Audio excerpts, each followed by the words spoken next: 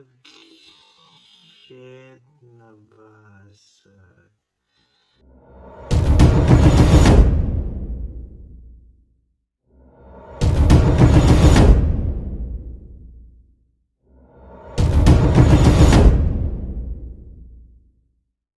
Hello guys!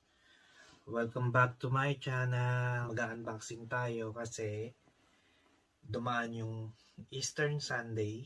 Hindi tayo nakakuha ng mga chocolate. So ngayon, may nag-text sa akin na pwede ko nang kunin yung chocolate at saka kunin na rin yung eco check. Kung hindi nyo alam, ang eco check, ibig sabihin check din siya, pero hindi mo siya pwedeng ibili sa pagkain. Ano nga ba yun? Pwede mo siyang ibili ng radio, ayan, camera, tablet, ayan, at saka kung ano-ano ba. Basta wag lang ang pagkain. Ayan ang tinatawag na eco check. Ngayon, bubuksan na natin yung eco check na tinatawag. Tada! Ayan yung eco check na nakuha ko kanina sa work ko. Unboxing natin siya kung ano ba, kung ilan ang laman. So medyo makapal, so madami. Madami tayong mabibiling mga kung ano-ano dito may mga nakalagay din. Nakikita niyo yan, di ba ang kapal? Ayan. So ano kaya nakalagay dito? Bago natin to kung ilan laman yan, actually may nakalagay na ditong ilan kung magkano, pero hindi siya pwede sabihin. So tingnan muna natin to kung ano yung ibig sabihin nitong dalawang tong papel, kung paano siya gamitin at kung saan. Yan, dito muna tayo sa ticket eco check. Yan. Dito nakalagay ang mga bio product. Yan is organic na mga pagkain, yung mga walang halong mga product para magbunga yung halaman. So, yun lang nakalagay. So, proceed tayo sa isa. Actually guys, eto yung hubo. Yan. Yan pwedeng gamitin ang eco check. So, tingnan natin yung kung ano yung mga pwede dito pang gamitin. Yun. Pagpunta ko ng zoo, meron akong discount 20%. Ayun. So, bilangan natin kung ilan ang eco check ko. Eto, hindi na natin to bibilangin. Eto dahil pangalan ko lang naman nakalagay dyan. So, bawat isang eco check is 10 euro ang nakalagay. Sa 10, medyo tagal-tanggalin 10, yan, 20, and actually ang dami niya.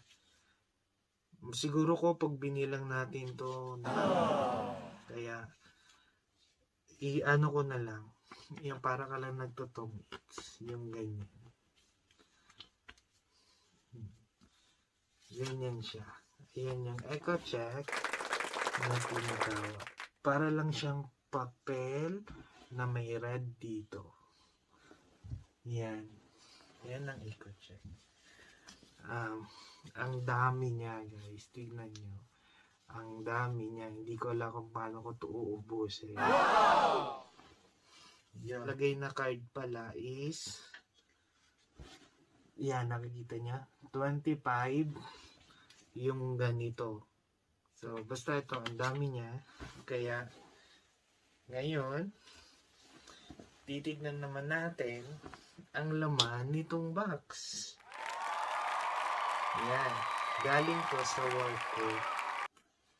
Yan. So, i-unboxing natin kung anong laman. Ang bigat niya. Pero tingin ko, ang laman nito, chocolate. Hindi ko alam kung anong chocolate. Kaya, ayun, unboxing natin. Actually, para siyang apple. Yung APPLESMITH. Alam mo yung APPLESMITH? Ganon. Yung kulay green na apple. Hindi siya iPhone. Baka naman, sponsor. Ganon. So, kailangan ko lang mag-ingat. Baka masira. Ayan na. Na-excite ako sa laman kasi mabigat. Ano kaya laman ito? Ang dami niyang sticker Kaya guys, to my all subscribers, thank you. Dahil malapit na tayo mag 100. Sana mag 1,000 na. Ito, unboxing ko na isa. Ano pa?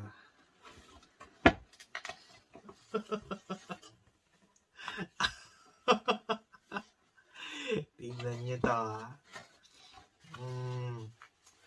nakakapanghinayang kainin. Ayan yung laman. Nakaribon pa. Buhatin ko. Isa siyang malaking itlog na may laman sa loob. Guys. Oh shit, nabasag pala siya. Ay, sayang. Ayan nabasag. Shit, nabasag. Pero, okay lang dahil ang daming laman sa loob. Puro chocolate. Ang daming laman. Katuwa. Tapos, tignan nyo. Nag-effort pa. Tignan nyo, di ba? May paribon, rabbit. Nakatanggap ako ng chocolate. Medyo may gastos din. Kaso nabasag lang siya. Sayang. Hindi natin siya nakuha. Pero guys, masarap yung chocolate niya. Kasi hindi siya dark. Sa mga chocolate eaters, maintindihan nila ako kasi alam nila kung ano ang taste ng chocolate.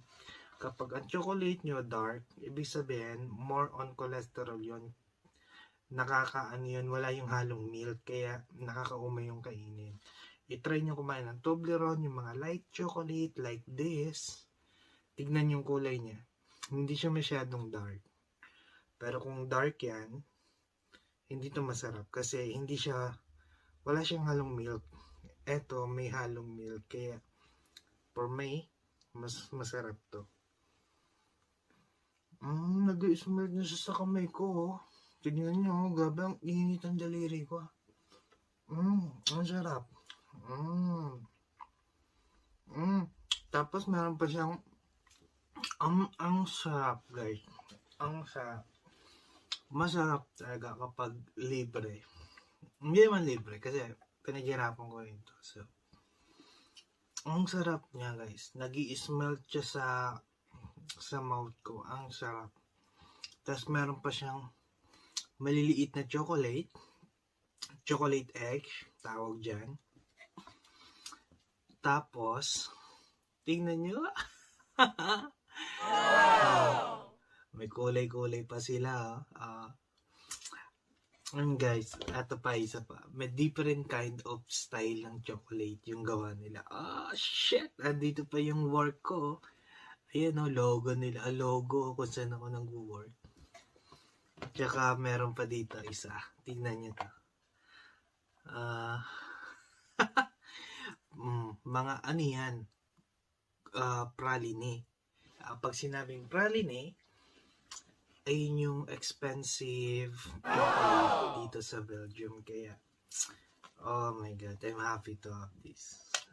Shit, ito, may heart pa yan. Diba? Saka ko itong ilagay sa rep dahil baka matunaw. Pag ganito, nag-i-snow, Hala, tayo magkape at kumain ng chocolate na ganito ang lasa. Ang sarap, promise. Yun guys, that's all for today, and ubusin ko lang to dahil tawagin ko lang sila mama para tulungan ako dito dahil nag-i-smelt na sa kamay ko, pati tingnan nyo, nag-effort pa sila.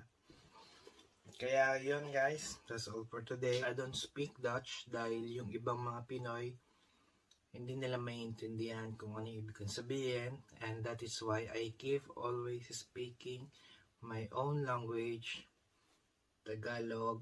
Don't forget to like, share, and subscribe, and hit the bell button para maka-update kayo sa ano pang vlog. Okay. Kain tayo. Bye bye. See you soon.